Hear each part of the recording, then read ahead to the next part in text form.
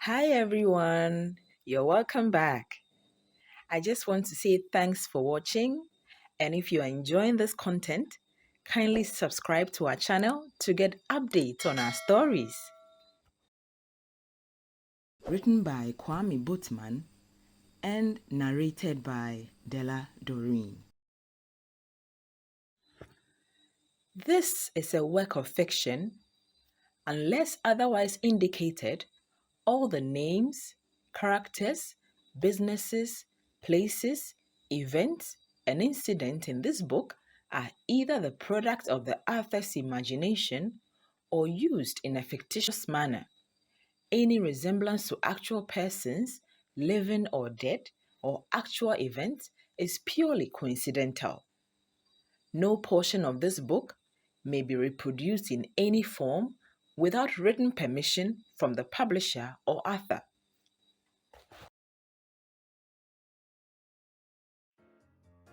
Auntie Esi sold Kenkey to put her 4 kids through university. She can't read or write. Mathematical terms like commutative and associative properties, as well as English vowels, consonants, grammar rules, and sentence construction are foreign to her. She sold Kenkey at Tantri Station. She didn't start by creating a brand name or a business name. Neither did she create any business plan. She didn't set up an office or register her business. Neither did she carve out any business goals or pitch to investors. She had no need for any sophisticated machinery, and she certainly didn't attend any entrepreneurship seminars. But with all my abilities, literacy, computer skills, professional and academic certificates, including heavy exposure to different people, I wonder why I can't run a simple beverage business. I have tried several times, but I simply can't seem to hold any business. When I decided to start my beverage business, I spent about 3 months getting the business name. I have sampled through a lot of YouTube videos, read many blogs, and talked to other people, only to end up with Tandoh's Beverages.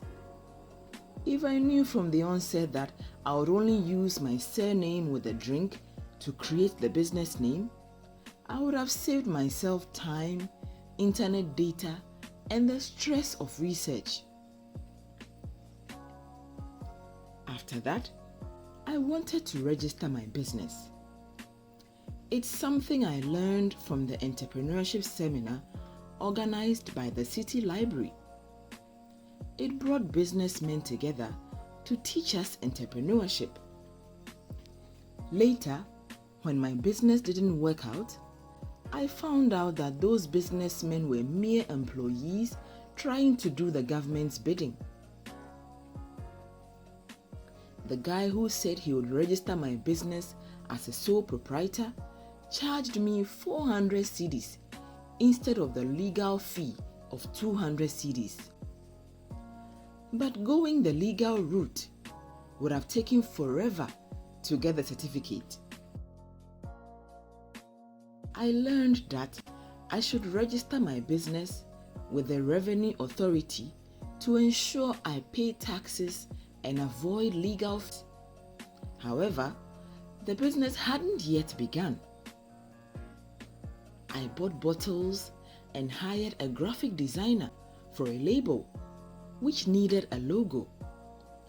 It took over 2 weeks to finalize the concept, costing me over 100 cedis. These processes were becoming frustrating. Later, I realized that I needed to rent a store by the roadside. I also realized that this meant I would need to acquire a chest freezer and purchase ice blocks because my tabletop fridge doesn't have a deep freeze compartment. Also, I needed an online presence, so a friend of mine said he could market it for me at a 10% discount because he knows me. I would be paying not less than 300 cedis a month. A cup of millet, the main ingredient for the drink, cost less than 30 cedis. The entrepreneurship seminar also taught me the importance of creating a business account to be taken seriously by customers. GCB required a company regulation, and I needed a board of directors to create a resolution for me. I also had to establish a business structure. The entire process discouraged me, so I paused, swallowed my pride, and paid a visit to Auntie Esi. And she had a lot to tell me. Auntie Esi, did you register your Kenkey business? I asked. She looked at me and then smiled. Ewura, look at me very well. Do I look like someone who went to school? She asked. I looked at her and waited for her to speak again.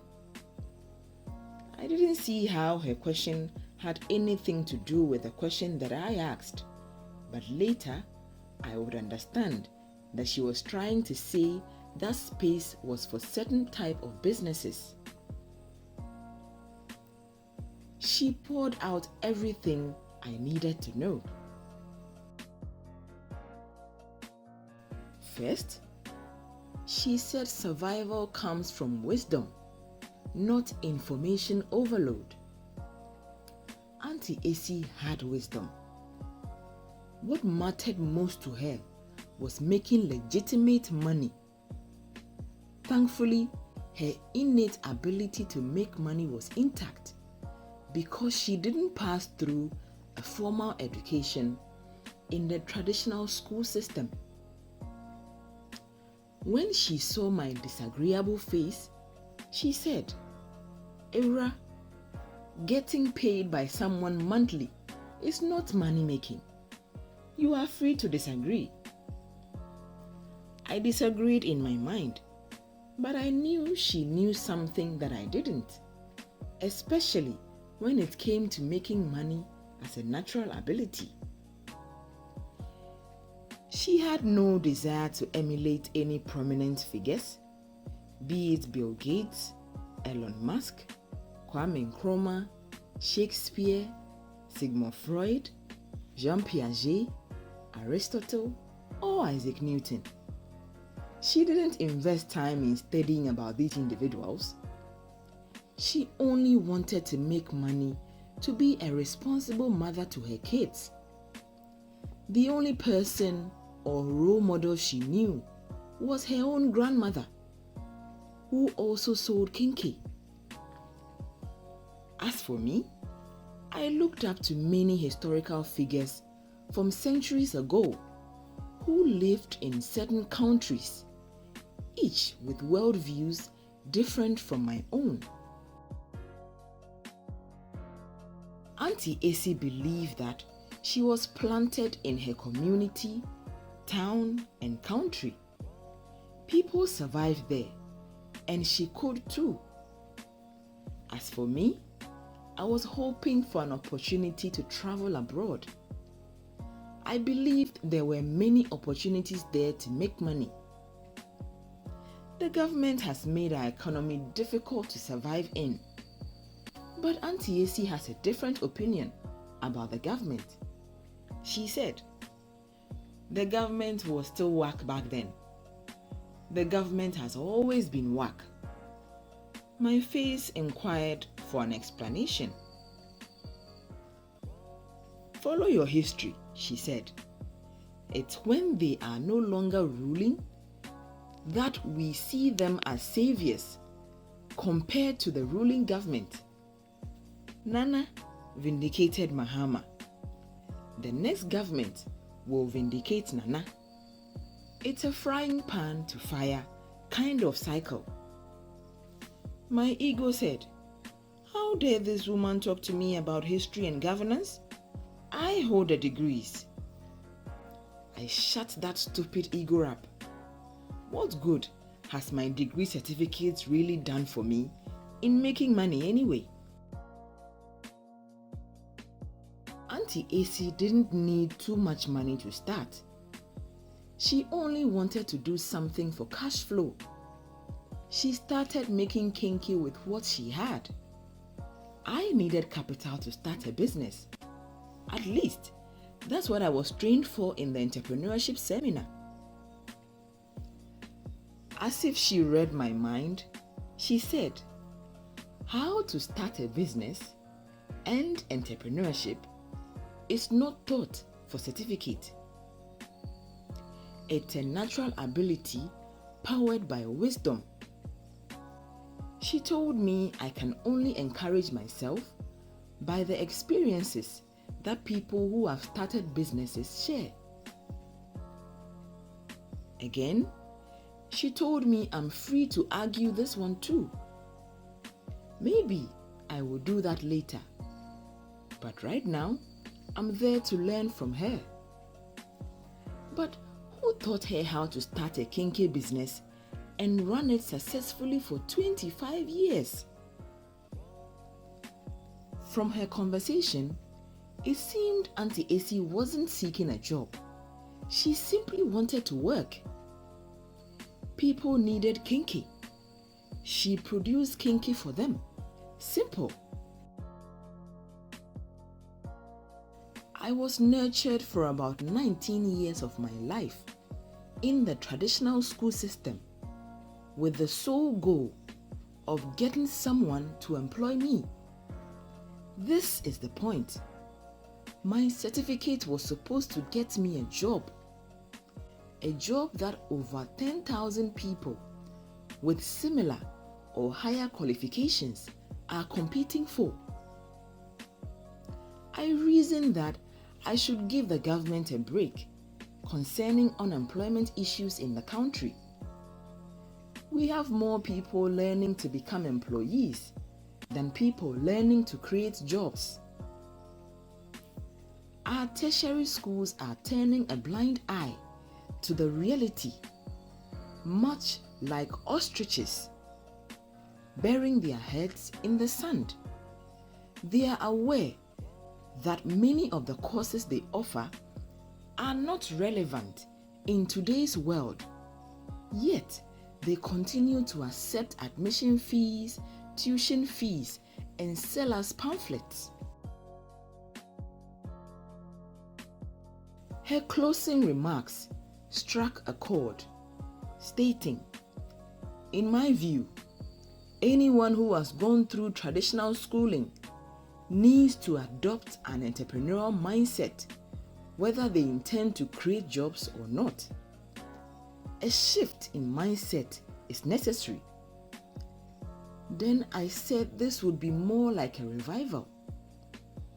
That day, Auntie Esi made one thing abundantly clear to me through all her conversations. Starting and running a business has nothing to do with schooling for academic credentials. In other words, pack your credentials into the archives and retrain your mind and heart to become an entrepreneur. You know when something is true. No matter how smart you argue, your heart still betrays you.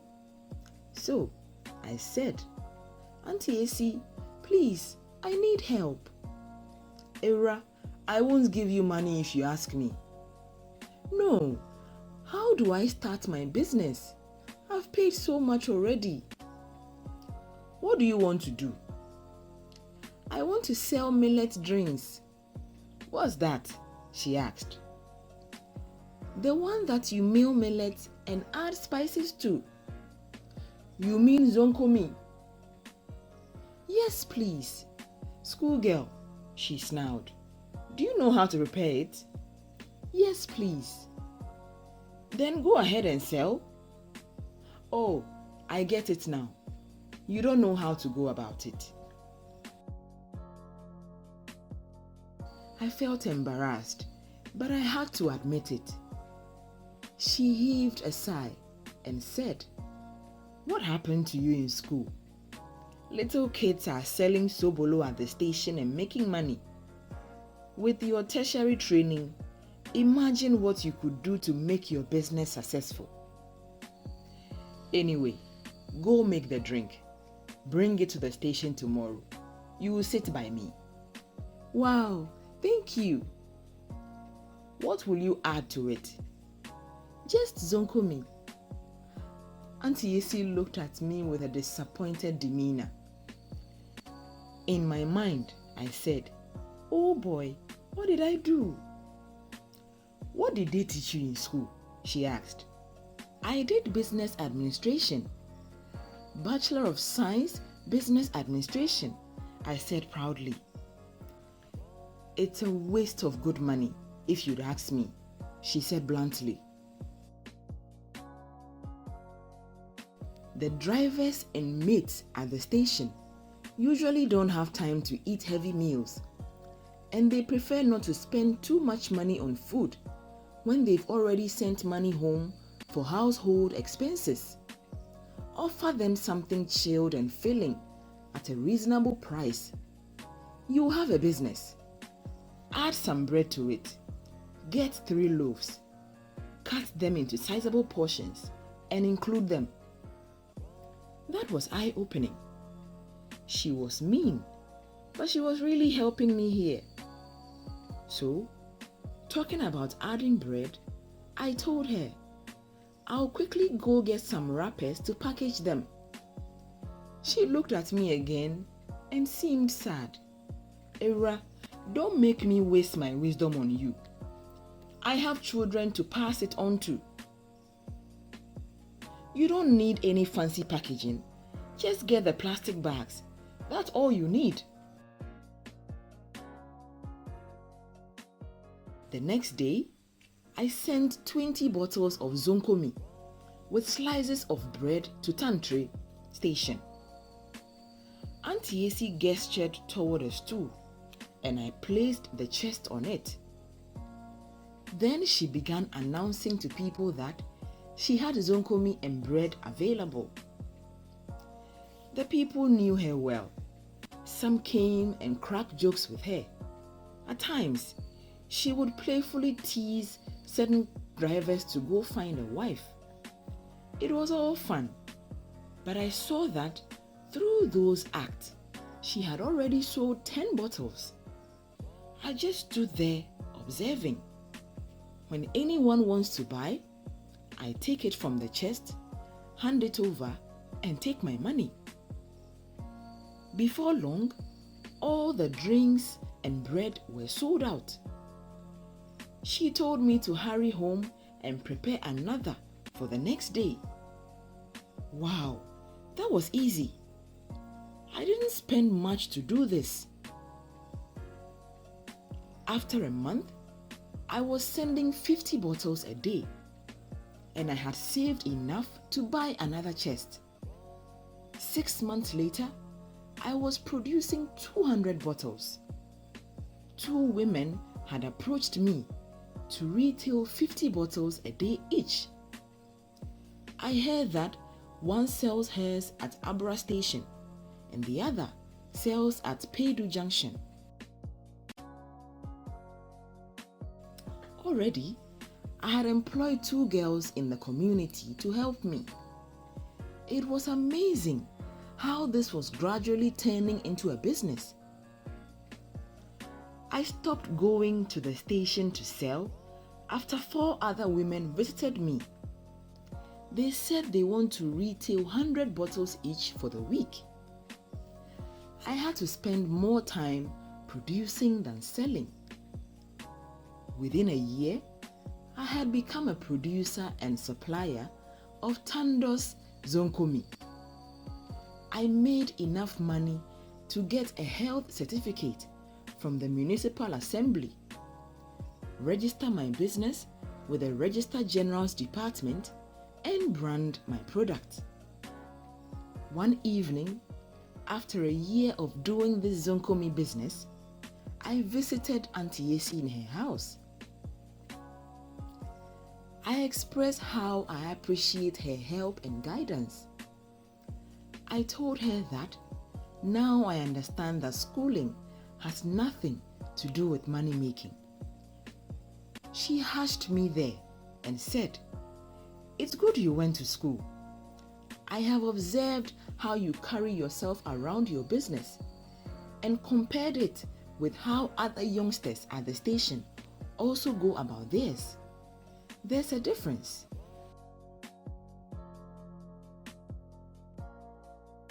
Really? Of course. The drivers and other hawkers around here were gossiping. Even the station master talked about you. They wanted to find out why you are at the station instead of the office. But I gave it to them and they stopped sniffing around. "Thank you, Auntie Esi. Oh, one last thing," she said. "Your schooling wasn't a waste of money. You only needed to renew your mind. I appreciate your resilience and humility," she added. That didn't sound like Auntie Esi. I poked my finger in my ear and shook it for a while. "What did you say?" I asked, smiling, eager to hear the compliment once more. "Is there water in my mouth?" she asked. That was a quick switch. Something I was holding caught her eye. "What's that in the polythene?" She was already reaching out to take it. "Oh, it's something small to appreciate you." "A bribe?" She took it. "Ah, Auntie Esi. Kenkey, it's beautiful. I appreciate it." "I hope you bought your mom something similar," she asked. "Yes, I'll visit her this weekend," I said while I observed Auntie Esi admire her new Kenkey. "So, when will you come back to the station?" "They've been asking about you," she asked. I knew who the they were, but I had no answer for her question. This ends our story. If you found it interesting, kindly show your support by liking and sharing. You can also share your thoughts in the comments, and we look forward to seeing you in the next video.